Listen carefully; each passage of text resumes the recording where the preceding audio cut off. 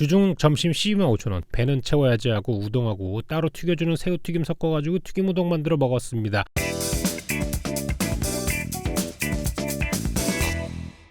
안녕하세요, 송아빠입니다. 지난번에 63빌딩 파빌리온 뷔페 소개 영상 올려드리고 더 많은 시리즈 올려주셨으면 좋겠다 이렇게 얘기를 하셔가지고 호텔에서도 오래 일하셨고 또 뷔페 셋업을 해보신 분 권 셰프님, 에드워드 권 셰프님 있잖아요.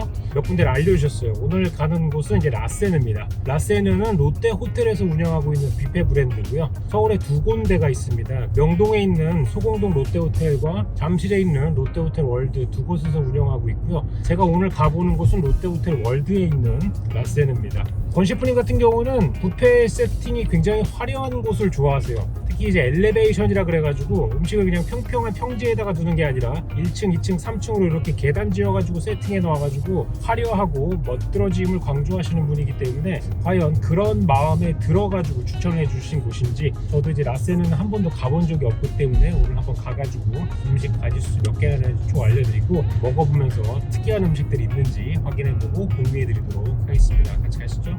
자, 그래서 이곳이 바로 잠실에 위치한 롯데호텔 월드입니다. 유년기에 롯데월드를 한 번이라도 방문해 보신 분들은 같은 건물에 호텔이 있다는 걸 보셨을 겁니다. 저는 이번 어린이날에 아들이 둘이나 생기고 나서야 처음으로 롯데호텔 한번 묵어봤는데요. 그때도 라세느를 방문하지 못했습니다. 그만큼 가격대가 어느 정도 있는 프리미엄 뷔페라고 생각하시면 될 것 같은데, 조금 더 디테일하게 알려드리자면 호텔인 만큼 조식부터 운영이 됩니다. 조식 뷔페는 어른 53,000원, 어린이 31,000원, 주중 점심 125,000원, 저녁은 성인이 3만원 차이가 나는데 어린이는 가격이 동일하고 48개월 미만은 무료인 듯 합니다. 왜냐하면 가격 표시가 없거든요. 다만 성인의 기준이 14세부터 시작되는 것은 아무래도 중학생들을 성인 가격을 받는다는 건데 이게 맞는지는 잘 모르겠어요. 12월 특수기간 같은 경우는 17만원까지 올라가는 상황입니다. 이런 고무줄식 가격 운영 저는 크게 와닿지는 않더라고요. 내부는 공간별로 아늑하게 섹션이 나누어져 있는 구조였고 별도의 11개의 별실을 운영하고 있다고 하니까 파티를 구성해서 가보고 싶으신 분들 참고하시면 될 것 같고요. 특이한 점은 테이블마다 탄산수가 기본으로 제공이 됩니다. 그 다음은 여러분들이 좋아하시는 메뉴 한번 쭉 가보도록 할게요.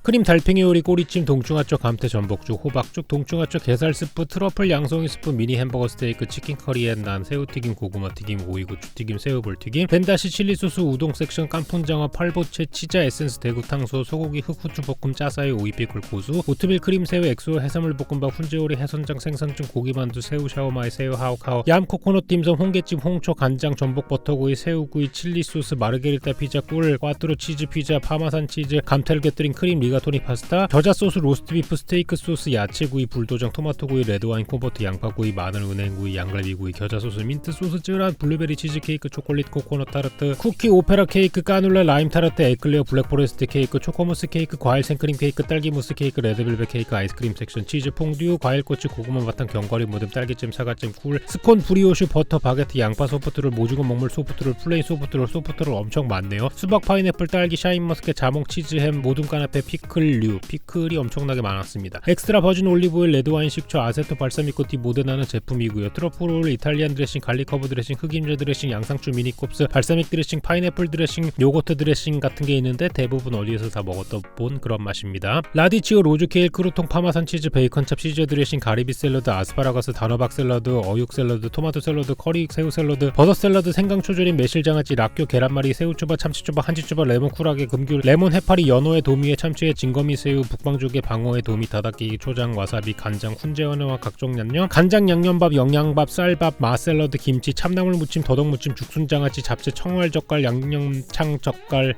오징어 젓갈, 겉절이, 메밀국, 숙세션, 나박김치, 수정과 식혜, 육회, 설탕, 시럽, 아이스 아메리카노, 각종 티, 포도주스, 자몽주스, 커피, 머진.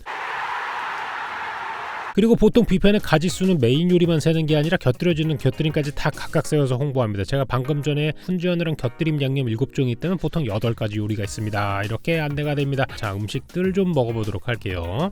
처음 가져온 건 불도장이라고 하는 스프인데 중국에서 유명한 스프 중에 하나로 온갖 진미가 들어간 스프라서 냄새가 너무도 좋아. 부처님도 담을 넘어서 먹고 싶어할 지경이다 라는 의미를 가지고 있습니다. 근데 들어간 거를 보니까 진미가 도가니랑 닭고기, 버섯, 떡이네요. 담을 넘진 않을 것 같은 그런 맛이고 그래도 뜨끈한 게 추운 날에는 나쁘지 않았습니다. 그리고 어릴 때는 이 로스트 비프가 굉장히 비패스러운 어린아이 눈에는 최고급의 요리를 보인 적이 있었던 것 같은데 이제는 요리사가 되고 로스트 비프가 얼마나 고기를 먹는 방법 중 맛이 없는 방법인지를 알고 나서는 옛날처럼 그런 감동이 오지는 않더라고요. 저렇게 먹을 거면 그냥 얇게 썰어서 숯불에 착착하는 게 훨씬 맛있다고 생각했는데 저만 이렇게 생각하지는 않을 것 같습니다. 저희 부모님도 제가 어릴 때 이런 이야기를 하셨는데 저도 지금 똑같은 소리를 하고 있나 보니까 나이를 좀 먹은 것 같아요. 다음은 중식을 좀 담아보려고 했는데 평이합니다. 이건 그냥 뭐 제품으로 나오는 딤섬류가 몇 개 있어서 가져와 봤고요. 이 녀석은 생선찜인데 보통 요리 만화책 같은 거에 왜 생선 같은 거를 통째로 기름 끼얹어 가지고 구운 거 이런 거 있잖아요. 그런 스타일로 나와가지고 해산물 별로 좋아하는 저지만 건드릴 수밖에 없었고요. 나머지는 장어 깐풍이라는 좀 생소한 아이가 있어서 가져와 봤습니다. 장어라서 가져온 건 아니고 그냥 뭐 깐풍 소스 특징답게 무엇을 튀겨도 맛있을 것 같아가지고 그냥 가져왔습니다. 자, 그리고 이건 육삼에는 없던 건데 대게 코너가 있습니다. 걔는 살을 발라 먹는 게 엄청나게 귀찮고 가격이 또 말도 안 되는 것을 제외하고는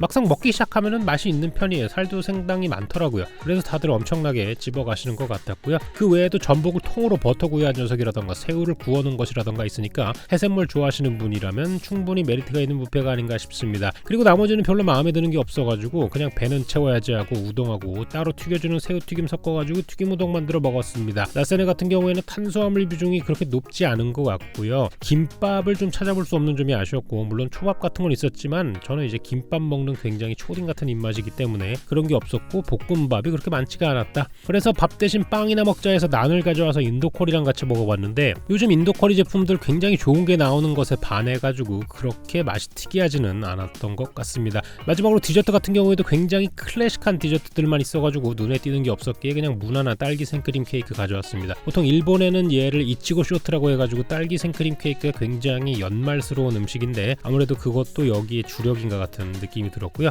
개인적으로 파빌리온을 다녀와서 그런지는 몰라도 가격적인 부분이 더 비싼 매장임에도 불구하고 조금 와우 팩터가 적은 듯합니다. 보다 클래식한 뷔페라고 보시면 될 것 같고 그러면 나이대가 올라간다는 얘기고요. 그 중에서도 해산물 즉 시푸드에 치중되어 있는 스타일이라고 생각하시면 될 것 같습니다. 예전에 굉장히 유행했던 그런 해산물 뷔페들의 업그레이드 버전 정도라고 보시는 게 될 것 같고요. 업그레이드가 사실 안 됐다고 하더라도 그때는 굉장히 오래전이기 때문에 가격 자체가 물가 상승을 탄 듯합니다. 저는 좀 더 특징 있고 아기자기한 메뉴를 좋아하는 타입이라서 파빌리온 때보다는 만족도가 조금 덜했던 것 같고요. 그럼 오늘도 긴 영상 시청해주셔서 감사드리고 다음에 새로운 매장으로 한번 찾아뵙도록 하겠습니다. 여러분들 궁금하신 매장 적어드리면 제가 그쪽도 한번 가보도록 할게요. 고맙습니다.